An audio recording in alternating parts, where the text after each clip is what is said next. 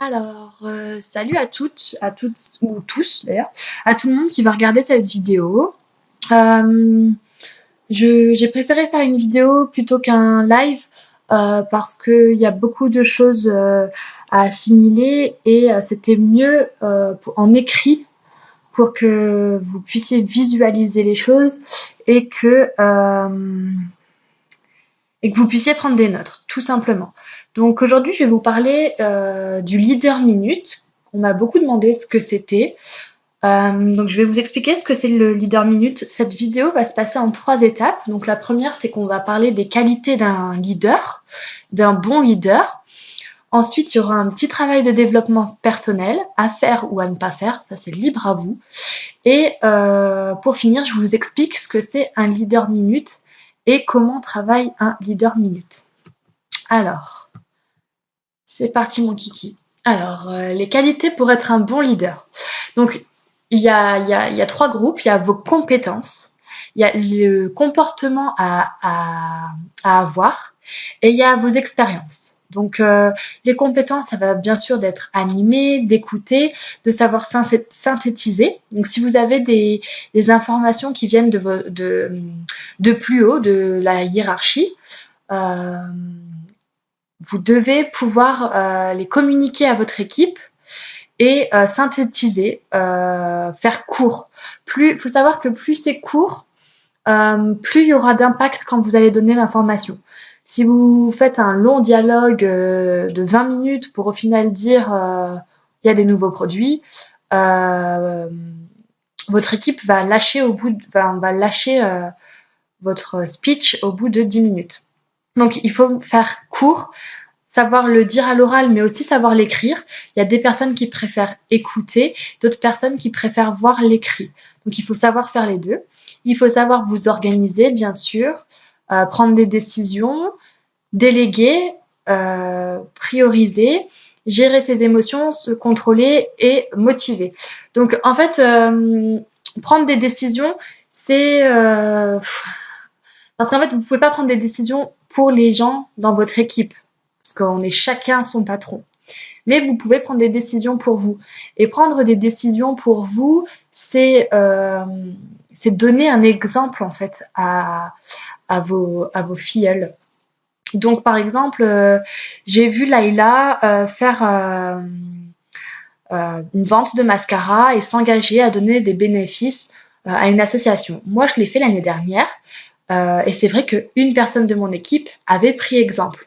Là, c'est pareil. Laïla l'a fait. Je suis certaine que d'autres personnes ont pris exemple. Donc, elle a pris la décision de faire ça et d'autres personnes ont suivi. Voilà. Déléguer, c'est laisser d'autres personnes faire des formations à votre équipe. Vous pouvez demander à une fille dans votre équipe qui a réussi un challenge rapidement ou a réussi à atteindre un statut de proposer une formation pour l'apprendre au reste de l'équipe. Voilà, c'est partager, c'est important de partager. Prioriser, c'est choisir ses priorités, bien lister ce que vous avez à faire dans la journée et vous y tenir, c'est optimiser votre temps de travail. Gérer vos émotions, c'est éviter de mettre publiquement des choses négatives. Vous êtes une image publique, c'est gérer votre colère. Même si vous êtes en colère contre une personne de votre équipe, vous devez savoir gérer tout ça. D'accord ? Motiver, ça va être l'une des choses les plus importantes. Vous devez motiver votre équipe chaque jour. Votre comportement, donc ça va être d'être exemplaire. Ça, c'est vraiment une chose importante. Ne pas donner de fausses informations, être positif. Gérer votre équipe, d'accord ? Prendre des risques. Donc, c'est comme prendre des décisions. C'est vraiment prendre des risques et assumer toutes les décisions que vous prenez. Votre expérience va beaucoup jouer dans votre qualité de leader. Si auparavant vous avez été leader dans une autre MLM, vous avez appris des choses. Si vous avez eu un commerce, si vous avez été manager quelque part, même si vous avez été salarié dans une entreprise, vous en avez tiré des expériences et donc vous avez appris à gérer certaines situations, d'accord ? Donc ça, c'est des choses qui vont faire de vous un bon leader. Donc les qualités pour être leader. La première qualité, ça va être d'être positif. Donc je l'ai déjà dit, mais votre état d'esprit doit être positif. Je sais que c'est pas simple, c'est pas facile tous les jours, ça c'est sûr, c'est compliqué, même pour moi, parfois c'est très compliqué de rester positif. Vous avez parfois des mauvaises nouvelles, un décès, des factures, un enfant qui est malade, des enfants qui se sont blessés à l'école ou au sport. C'est pas facile d'être positif tous les jours. Mais ce que vous transmettez doit toujours être positif, que ce soit sur votre vitrine, donc votre site internet, votre page Facebook, votre Instagram, toutes ces vitrines qui vous servent d'outils de travail doivent toujours avoir un impact positif, tout le temps. D'accord? Vous devez être constamment au service de votre organisation. C'est-à-dire que vous devez être au service, quand j'ai mis cette phrase, ça voulait vraiment dire que vous devez être au service de votre équipe et donc être positif, c'est aider votre équipe au quotidien. Plus vous serez positif, plus votre équipe sera positive. D'accord? Et c'est ce que j'ai retranscrit après. Les personnes de votre équipe et de votre organisation attendent de vous que vous puissiez les dynamiser, les motiver et rester toujours positif. La deuxième qualité, c'est d'être pragmatique. Alors, souvent vous êtes vu comme l'homme de la situation, la femme solution, d'accord? C'est que vous êtes un exemple pour votre équipe. Vous avez réussi à bâtir une équipe, vous avez réussi tel ou tel challenge, tel ou tel objectif. Vous avez réussi, je sais pas, à vous acheter des vêtements grâce à votre travail. Vous avez réussi à vous acheter une voiture, ou mieux, vous avez réussi à vous acheter une maison. Bon, on est dans des cas extrêmes, mais le leader, c'est vraiment la personne référente de l'équipe. Donc, vous allez être soumis tout le temps à des problèmes en tout genre. D'accord? Vous allez être sollicité tout au long de la journée pour trouver des solutions. Et un leader n'a que très peu de répit quand vous avez une équipe. Qu'elle soit conséquente ou qu'elle soit pas conséquente, c'est pareil. Vous devez de proposer des solutions pour faire avancer votre équipe. D'accord? Donc, vous pouvez aussi vous placer en tant que leader ressource. C'est-à-dire que vous allez accompagner les membres de votre équipe qui ont un manque de confiance en eux à trouver les solutions par eux-mêmes. C'est-à-dire, vous les lancez sur une piste et vous les laissez développer cette piste. Donc, on attend de vous que vous agissiez, que vous preniez des décisions avec pragmatisme en fournissant des réponses courtes, simples et précises. Il faut vraiment que quand vous aidez quelqu'un, vos réponses soient les plus courtes possibles, les plus simples et les plus précises pour aller droit au but.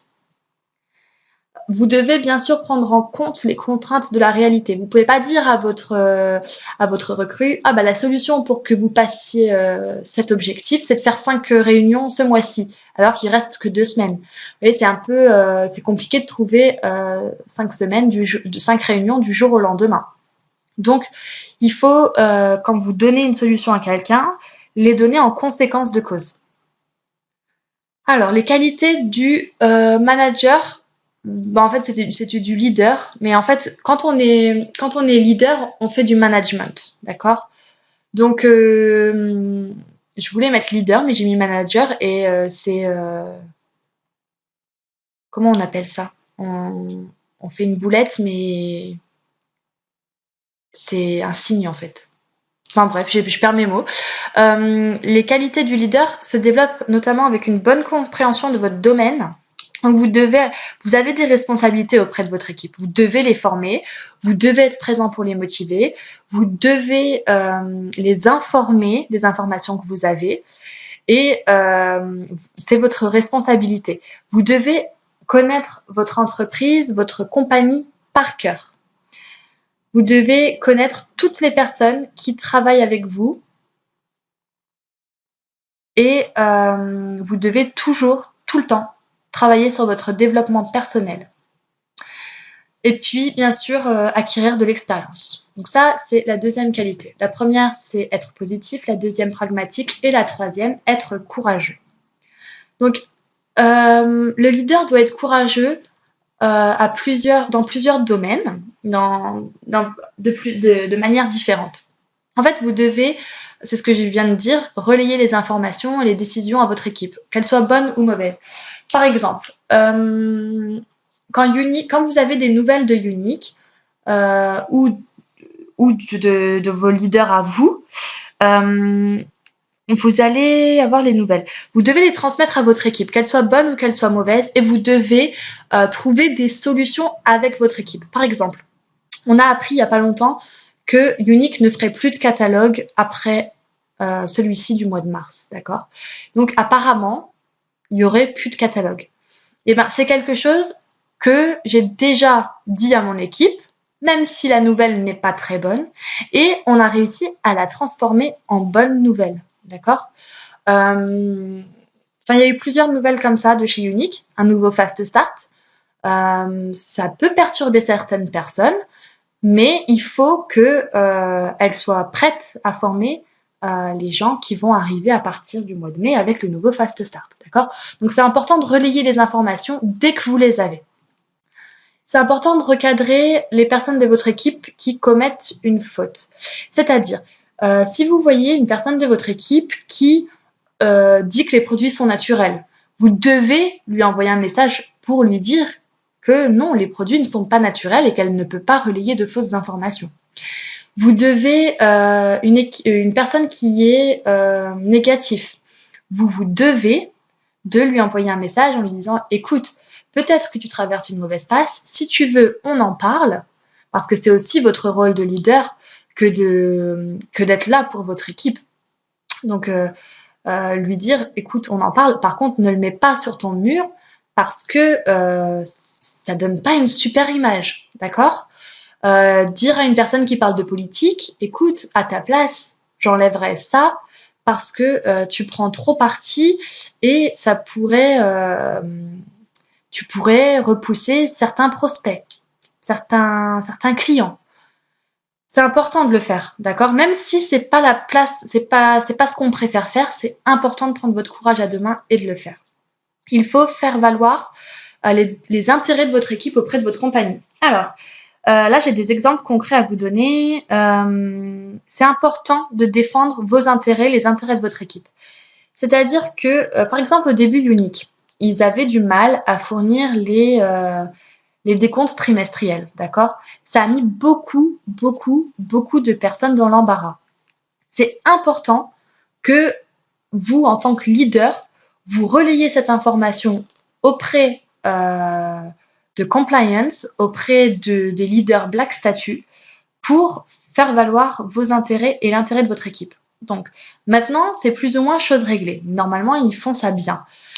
Mais ça peut être pour d'autres choses, d'accord? Ça peut être voilà, une de vos recrues, enfin une personne de votre équipe n'a pas reçu sa commande. C'est important de faire valoir ses intérêts et de la soutenir et de contacter compliance en disant ce n'est pas normal et de réclamer une indemnité. D'accord? C'est votre rôle de leader que de soutenir votre équipe et d'être présente pour eux. C'est important de traiter de façon équivalente tous les membres de votre équipe. Alors là, ça, vous allez me dire, c'est super dur parce qu'on n'a pas le même lien avec chaque personne de son équipe. On crée des liens plus forts que d'autres. Mais tout ce qui se passe publiquement, que ce soit dans votre groupe de formation, que ce soit sur votre mur, que ce soit lorsque vous faites des conférences, lorsque vous faites des rencontres avec votre équipe, tous les membres de votre équipe doivent être traités de la même façon et se sentir toutes au même niveau. Qu'elle soit verte, qu'elle soit jaune, qu'elle soit rose, qu'elle soit black, elle doit être traitée de la même façon. Et c'est super important. Et ça, dans plein d'équipes, je vois, parce qu'un tel fait autant de ventes et qu'une autre n'en fait pas, il y a des personnes qui sont carrément délaissées et d'autres qui sont mais chouchoutées, mais comme pas deux, comme si c'était leur bras droit. Mais c'est vachement important de faire attention parce que si vous ne traitez pas les membres de votre équipe sur le même piédestal, vous allez perdre des gens de votre équipe, d'accord? Vous devez être au service de votre équipe, leur répondre à leurs messages, répondre à leurs appels, prendre du temps pour eux, c'est important, d'accord? Vous devez faire face à toutes les situations. aussi négative soit-elle. C'est à vous de faire face et à trouver des solutions. Vous devez prendre des risques, les assumer, accepter toutes les critiques négatives et les jugements qui viennent de votre équipe ou de votre organisation, c'est-à-dire de votre propre leader, de votre propre marraine ou même de plus haut. C'est important de prendre les critiques négatives, de les accepter et d'en faire quelque chose de positif. Parfois, il y a des critiques qui n'ont pas lieu d'être et dans ces cas-là, n'y prêtez pas attention. D'accord ? Alors, voilà, là je voulais vous dire que le courage est une vertu qui permet d'oser. Sans courage, pas de grande avancée ni de dépassement de soi. Avec le courage, vous allez toutes déplacer des montagnes. Et je suis certaine que vous allez toutes arriver à être des leaders incroyables. Je vois qu'il y a des personnes qui se développent plus vite que d'autres et c'est normal. Mais vous avez toutes une âme de leader et il vous suffit juste de trouver comment faire sortir cette âme de leader de votre esprit et de le mettre en pratique. Mais il faut oser, il faut prendre son courage à deux mains, il faut se dépasser, sortir de sa zone de confort. Donc là, c'est un petit travail de développement personnel.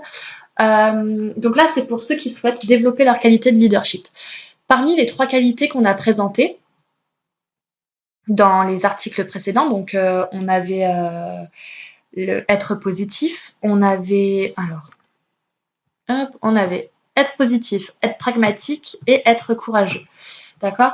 Donc, parmi les 3 qualités présentées, reconnaissez-vous votre leadership actuel. Donc, est-ce que vous êtes positif ? Est-ce que vous êtes pragmatique ? Ou est-ce que vous êtes courageux ? Ou peut-être est-ce que vous êtes les 3 ?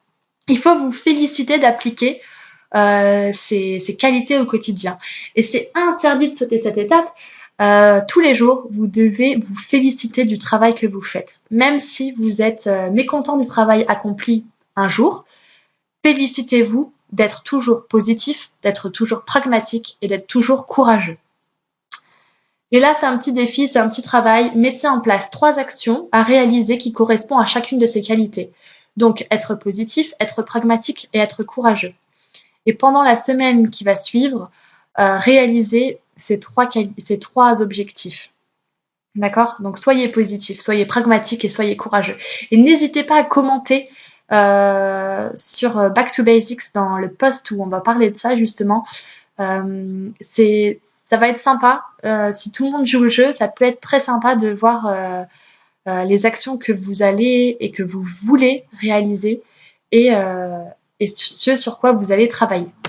Donc maintenant, on va passer vraiment au vif du sujet. Être un leader minute. Alors, être un leader minute, il y a 3 choses. Il y a les objectifs minutes, les réprimandes minutes, les félicitations minutes. C'est ces 3 choses qui vont faire de vous un leader minute. Donc, les objectifs minutes, c'est définir vos objectifs seul et avec votre équipe et vous mettre d'accord sur les réalisations à faire. D'accord ? C'est noter vos objectifs sur une feuille. Il peut y avoir un objectif comme il peut y en avoir 10. Mais pour chaque objectif, vous devez le décrire et le noter et utiliser maximum 250 mots. Pourquoi on n'utilise que 250 mots ? C'est tout simplement pour pouvoir lire l'objectif en moins d'1 minute. Que ce soit clair et précis dans notre tête. Prendre 1 minute par jour pour relire les objectifs et en évaluer le progrès. C'est-à-dire que chaque matin, vous devez lire votre objectif, mettre en place les actions et le soir, relire ces objectifs et évaluer le progrès fait pendant la journée. D'accord ? Les objectifs minutes servent à savoir ce que vous et vos collaborateurs visent et décrire ce qu'il y a à faire et les actions à mettre en place. Il est important d'être clair justement pour savoir ce qu'il y a à faire. Les félicitations minutes. Donc ça, c'est super important. Quelqu'un qui atteint un objectif, quelqu'un qui valide un statut, quelqu'un qui recrute une personne, quelqu'un qui rejoint votre équipe, quelqu'un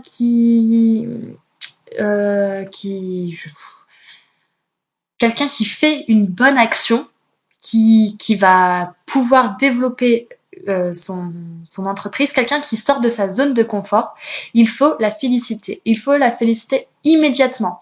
D'abord en message privé, un texto, un appel, un mail, peu importe. Vous devez féliciter la personne entre vous, donc vous et la personne.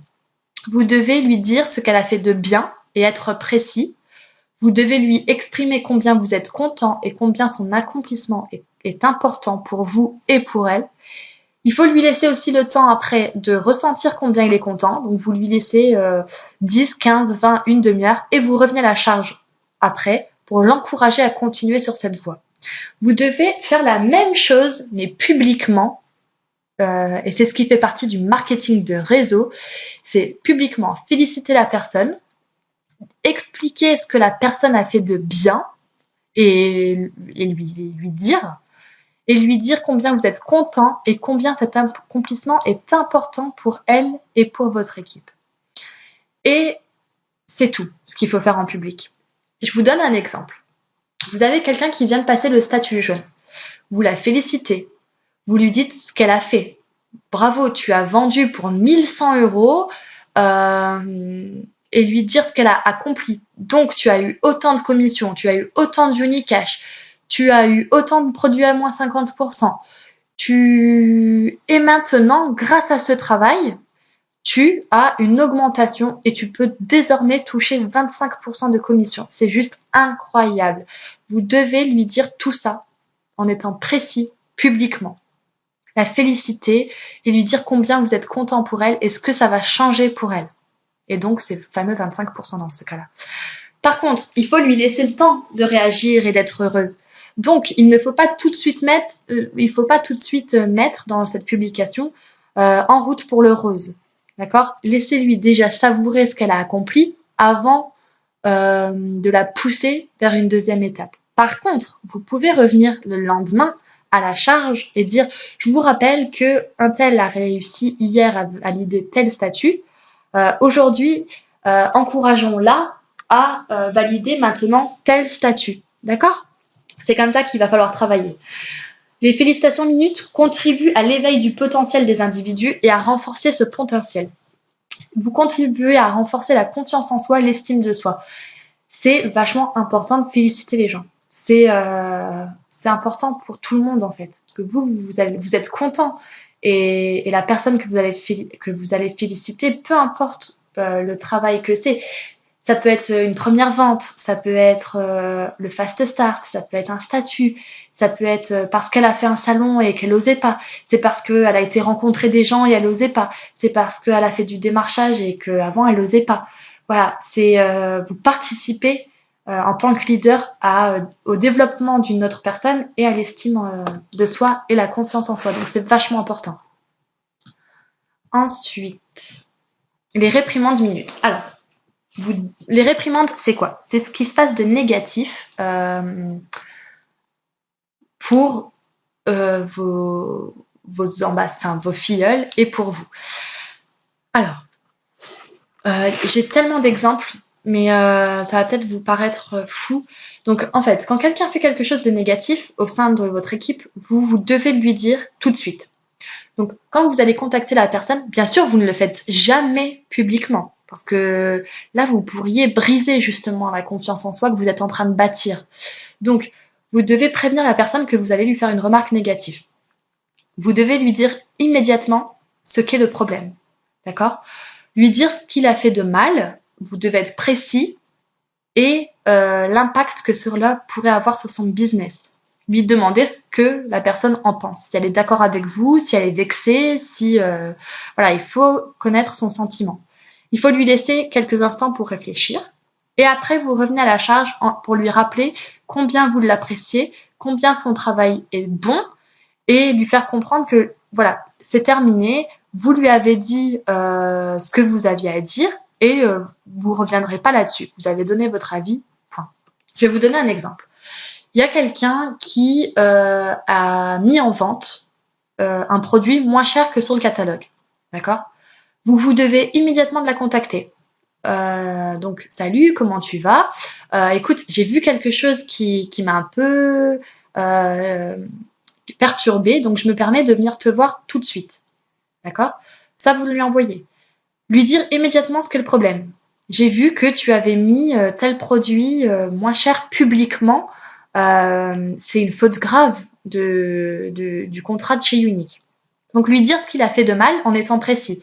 Voilà, tel article dans le contrat que je te joins dit que tu pourrais être suspendu et ça pourrait nuire à ton business. D'accord? Vous pouvez lui demander ce qu'il en pense. Voilà, je suis désolée de t'avoir fait cette remarque, mais qu'est-ce que tu en penses? C'est quand même important. Donc voilà, vous lui laissez vous répondre et vous lui dites que vous lui appréciez, que son travail est bon et que les réprimandes sont terminées. Vous pouvez lui dire que voilà, le contrat il est assez strict et que il y a beaucoup de gens qui vont la dénoncer, que ça va pas avoir un impact, qu'elle va être suspendue. Et voilà, vous avez vraiment pas envie d'avoir cet élément-là de suspendu. D'accord? Ça marche aussi pour les gens qui font des posts négatifs sur leur Facebook. Vous pouvez leur permettre de leur dire. Quelqu'un qui fait un concours, vous devez lui dire parce que c'est interdit. Quelqu'un, voilà. C'est votre rôle à vous, en tant que leader, de faire respecter le contrat unique, mais vous n'êtes pas leur patron. D'accord? Vous devez lui dire pour que cette personne évite de reproduire la même erreur et puis qu'elle puisse évoluer et puis surtout pour pas qu'elle perde sa place chez Unique, d'accord? Donc c'est super important, mais surtout faites-le correctement pour pas briser sa confiance en elle. Donc voilà, là on a vu les trois points pour être un leader minute. Donc là je vais vous faire une petite conclusion, c'est prenez 1 minute par jour pour lire vos objectifs, d'accord? Donc 1 minute le matin, 1 minute le soir, ça fait 2 minutes. Prenez 1 minute par jour pour lire les objectifs de votre équipe. C'est important que vous connaissiez les objectifs de votre équipe pour les aider à trouver des solutions, pour les encourager, pour les motiver. Prendre 1 minute par jour pour informer votre équipe. Ça peut être des petites infos, ça peut être des grosses infos, mais tous les jours, vous devez de leur transmettre une information. Et croyez-moi que chez Unique, vous avez des informations à transmettre tous les jours. Prendre 1 minute par jour pour motiver votre équipe. Ça peut être une citation chaque matin. Ça peut être un challenge. Ça peut être des encouragements. Ça peut être une vidéo. Peu importe, vous devez prendre 1 minute chaque jour pour motiver votre équipe, de préférence le matin, comme ça tout le monde peut le voir, et elles seront motivées pour le reste de la journée. Prendre 1 minute pour féliciter votre équipe, ça c'est super important. Et prendre 1 minute pour corriger et recadrer votre équipe, surtout pour celles qui font des choses négatives, d'accord? Donc ça va vous prendre en moyenne 10 minutes par jour, mais c'est 10 minutes par jour pour évoluer. Alors, la meilleure minute dépensée, c'est celle que j'investis dans mon équipe. Et c'est ce qui va vous permettre de grandir et de développer votre entreprise et d'être un bon leader. Donc j'espère que cette vidéo vous a plu. Elle est assez longue, mais il y avait beaucoup de choses à dire. Et je vous souhaite d'être à toutes des bons leaders.